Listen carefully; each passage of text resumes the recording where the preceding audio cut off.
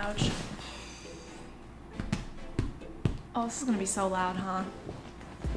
Ça va aller. Bonjour à toutes et à tous et bienvenue sur Blabla Katie. My name is Katie and today we're going to blabla about how to practice speaking French by yourself. Before I get into anything, I do have to say I don't want this video in any way, shape, or form to replace practicing French speaking with other French speakers. I know that it can be really scary and overwhelming. Trust me, I've been there. I'm there a lot of the time actually. And if for any reason you feel nervous or not confident enough to be able to actually speak French with other people, you should definitely check out one of my recent videos that has to do with ways that you can be more confident with speaking French. And honestly, I don't really talk that much about ways to practice French in that video. It's a lot more about hyping yourself up and finding ways to be confident and getting over psychological barriers. So I highly recommend that video for anybody who really doesn't feel like they can speak to other French speakers because of their confidence level. So as promised, I am going to tell you certain tactics and activities that I do to practice French speaking. But before I get into any of those, there are two, sometimes three main steps that are going to be consistent for every single activity. I'm probably going to sound like a broken record, but these steps are super important. You, number one, definitely want to make sure that you are recording yourself. Anytime you're speaking French, make sure that you are at least recording your voice. And honestly, it's even better if you can just take a video recording of yourself. So that way you can actually see the way that your mouth is moving. For example, if you pronounce something incorrectly, and you can also see how you communicate in French. When I talk in French, a lot of times my eyes will kind of trail up to the ceiling and they'll stay there. And it's partly because I am thinking a little bit about like, oh, okay, what am I gonna say next? And that's something that I personally try to work on because I prefer to have direct eye contact as much as possible in real-time situations. But yeah, so if you record yourself and you can actually see what you're doing, you might notice that you play with your hair a lot or that you kind of shift around a lot, which is totally fine, but they might be little things that you personally want to work on in addition to your French speaking skills. The second step that is not always going to be necessary, it'll make sense when I talk about the actual activities, but the second step that you sometimes will take is researching certain things that you know you're going to talk about. So if you know, for example, that you're going to be talking about a certain subject that day and you're going to record yourself, but you know you don't really have much vocabulary, or there are certain complex structures that you want to use but you're not really sure how to, definitely look into those beforehand. It is not cheating. It's totally okay. You can even have a list of things that you want to talk about in front of you when you're speaking. That's the beauty of all of this, is you get to make the rules. But anyway, if you prep yourself even just a little bit before the conversations, you're likely going to be able to use more words or more sentence structures that you're not familiar with, and you'll be able to talk longer. Like I said, that's not going to be necessary for every single activity, but we'll get to that. And the third and final step, which is going to be imperative for every single activity that you do, make sure that whatever it is that you say out loud that you've recorded or any new things that you've learned during your research, make sure you review all of that. You don't necessarily have to review it as soon as you're done speaking. I know sometimes it kind of takes a lot out of you to be practicing French, but you will definitely want to be reviewing these things at some point before you start your next oral production activity. This is because part of practicing French speaking skills is obviously the speaking portion, but then if you're just speaking and speaking and speaking and speaking,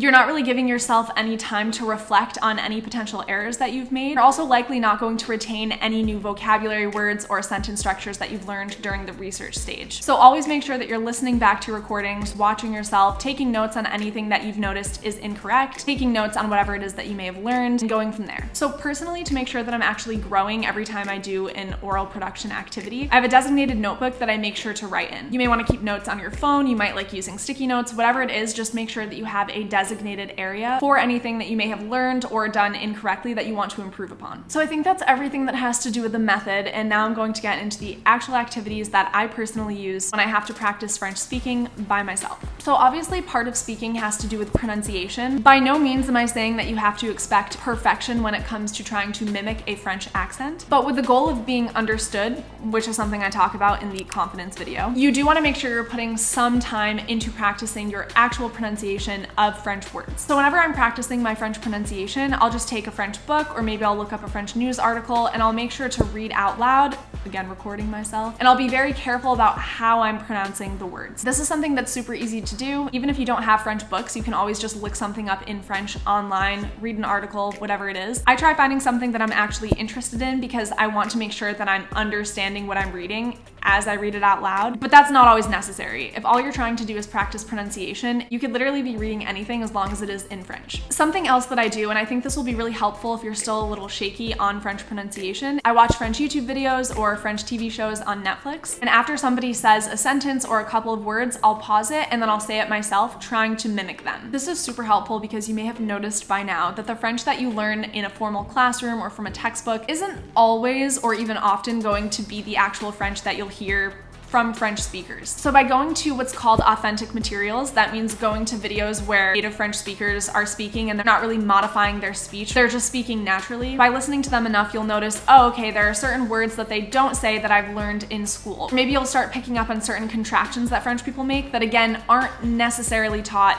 in a school curriculum. Speaking of which, I do have another video out that has to do with sounding more French. You might be interested in that because it specifically goes over certain things that you are not taught in a French classroom. But regardless, for the purpose of practicing your pronunciation and actually speaking closer to how a native French speaker speaks, I just try to find authentic materials and then I will repeat after them. These exercises are really just going to make sure that you're practicing moving your mouth in the ways that it needs to move to sound more French. And again, the goal is not to sound exactly like whoever you're listening to. It really is just to be able to be understood and sound a little bit more and more and more like a native speaker. To that effect, there are a bunch of different dialects and accents in French. So if you are repeating after someone with the goal of sounding more like them, make sure that they're speaking the type of French that you are trying to master. So aside from practicing pronunciation and creating the actual sounds yourself, I also have some activities for you that have to do with spontaneity. So of course the goal when you're speaking French is to be able to just speak it without really having to think. And the only way to really get up to that level is to continue practicing spontaneous conversations. Of course, this is a little more difficult to do when you're just talking by yourself and don't have somebody else to react to. But I found one really good exercise that I try to practice on a daily basis, and this is pretty much called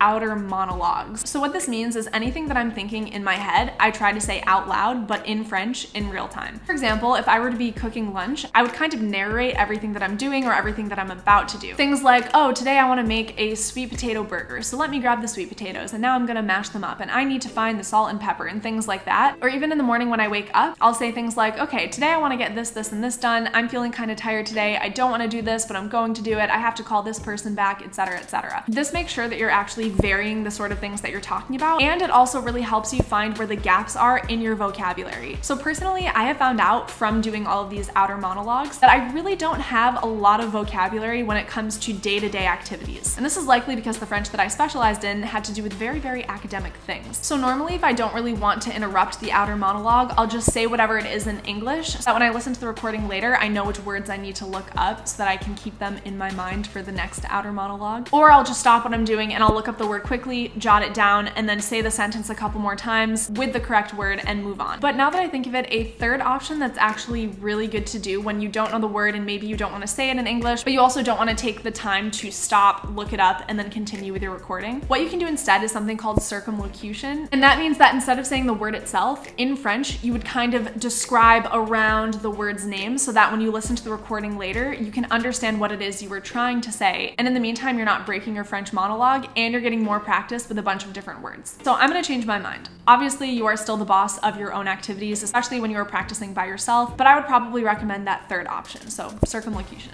So I have one more category of activities that I personally try to do on my own when I'm practicing French speaking, but I didn't really know what to call them, so I just titled them French building. And the thinking behind that is that these activities are specifically meant for you to progress your level of oral production, so not just pronouncing the words correctly, not just speaking in French, but actually leveling up your French. And this is definitely an activity where you will want to research certain things first. It'll make sense in a second. So the activity that falls under this category has to do with different prompts. So it works a little bit on spontaneity because you're going to have a different prompt each day. And the way that you can find these prompts, what I personally do is I just go on Google and I'll type in something like prompts to practice French speaking. And a lot of times what comes up are English prompts, but I think that's totally fine. You can still respond in French to an English prompt, so whatever. And they end up usually being things like, what's your favorite TV show? What's a political cause that you care about, etc., etc. You have full reign to choose the prompt. You can come up with prompts on your own, especially if you know that you want to be able to talk on certain different topics. For example, I'm going to be leaving for France, fingers crossed, in a month. The prompts that I'm trying to do every single day have to do with real life situations that I'm likely going to be put in during the traveling and arrival process. So things like going through customs, giving directions to get to my apartment, speaking with my roommate, things like that. And while this can exercise your spontaneity, for example, you can totally go into this activity without researching anything beforehand. Personally, with this activity, I like choosing a prompt and then looking up specific vocabulary words or specific sentence structures that I absolutely need to implement